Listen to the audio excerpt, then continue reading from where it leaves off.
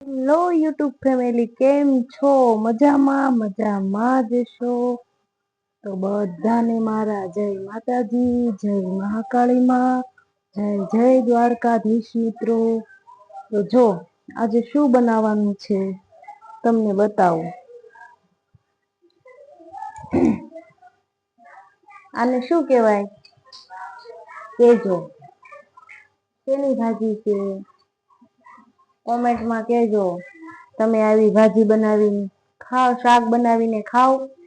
કોમેન્ટમાં કેજો મને. આ શેની ભાજી છે? તમે ખાવ છો કે નહીં ઈ કેજો.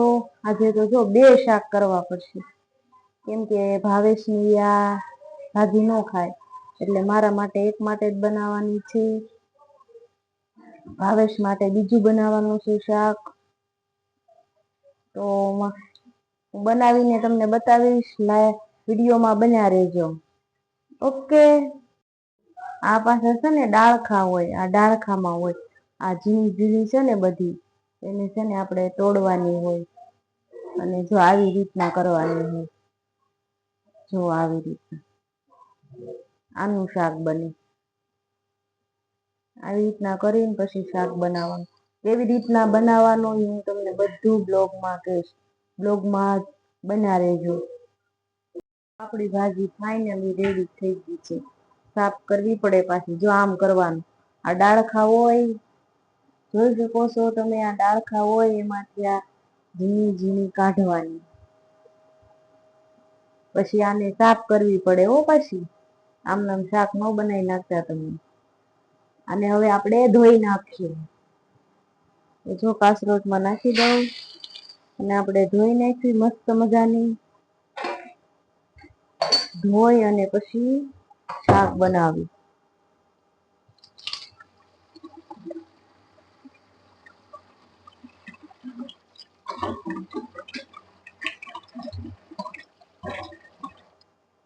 ધોવી તો પડે આને. ધોઈને પછી હવે શાક બનાવવાનું છે. પાણીમાં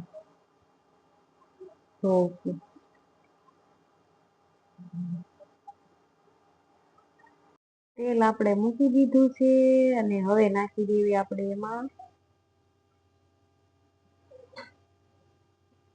વઘાણી અને જીરું.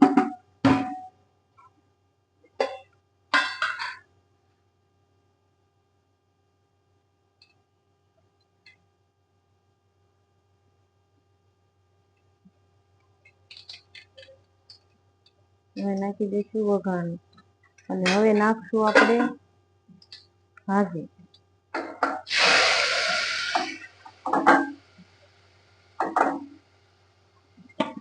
જો નાખી દીધી છે. હવે આપણે થોડીક વાર એને તેલમાં સડવા દઈશું. કેમ કે આ ગુંદાની ભાજી કહેવાય ને એટલે આમાં ચીકાશ આવે બહુ. હલાઈ નાખવી, પછી આમાં થોડીક તેલમાં થોડીક વાર સડવા દેવી. તેલમાં આને સડવા દેવી પડે. આપડી તેલમાં ભાજી ચડી ગઈ છે, તમે જોઈ શકો છો. હવે આપણે નાખી દેવી હળદર અને ચટણી.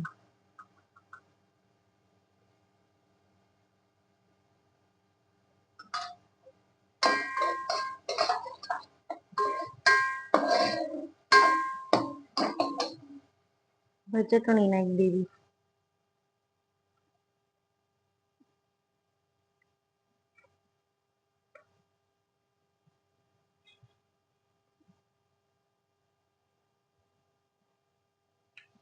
ચટણી નાખી દીધી છે. ચટણી નાખી છે એટલે થોડીક વાર આપણે તેલમાં એને ચડવા દેવી.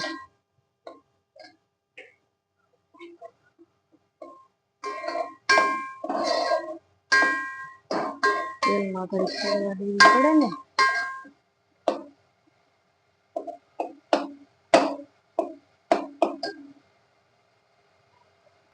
હું તો જો આવી રીતના બનાવું. તમે કેવી રીતના બનાવો કોમેન્ટમાં કહેજો. કોને કોને ખાધી છે ગુંદાની ભાજી, કોને કોને નથી ખાધી એ કોમેન્ટમાં કહેજો મને. મને તો બહુ ભાવે ગુંદાની ભાજી ને રોટલા ને છાશ ને પાપડ.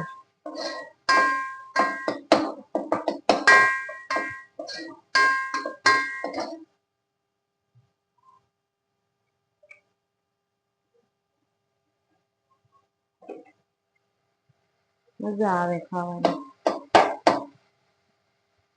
આ અત્યારે જ મળે, પછી બારે માસ આ ભાજી ન મળે પાછી. જેને ખાવી હોય જો હીરાબાગ મળે છે, બીજે ક્યાંય મળતી હોય કે ન મળતી હોય મને બહુ ખબર નથી, પણ હું તો જયારે ખાવી હોય ને ત્યારે હીરાબાગ થી જ લાવું છું. હવે આમ તેલમાં ચડી ગઈ છે અને હવે નાખી દેવી છાશ. કેમ કે આ છાશ માં બનાવવાનું હોય શાક, પાણી ન નાખવાનું હોય આમાં. તો છાશ નાખી દઉં. ખાટી ખાટી છાશ હોય એમાં બનાવવાનું. મેં છાશ નાખી દીધી છે, હવે હલાઈ નાખું. છાશ નાખીને ઘડીક ચડવા દેવાની. તો જો હું તો આવી રીતના બનાવું છું, તમે કેવી રીતના બનાવો મને કહેજો.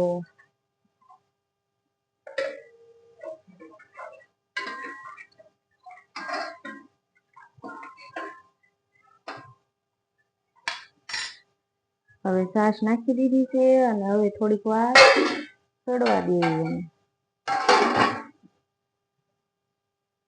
ફાઈનલી આપણું શાક બનીને રેડી થઈ ગયું છે. તમને હું બતાવું, તમે જોઈ શકો છો.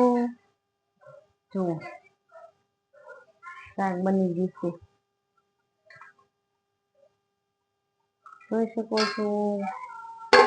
ને જો રોટલા પણ આપડા બની ગયા છે. ભાવેશની આવે એટલે આપણે જમવા બેસવાનું છે. તો અમારા આવા વિડીયો જોવા માટે લાઈક, શેર, સબસ્ક્રાઈબ કરવાનું ભૂલતા નહીં. જય માતાજી, જય દ્વારકાધીશ.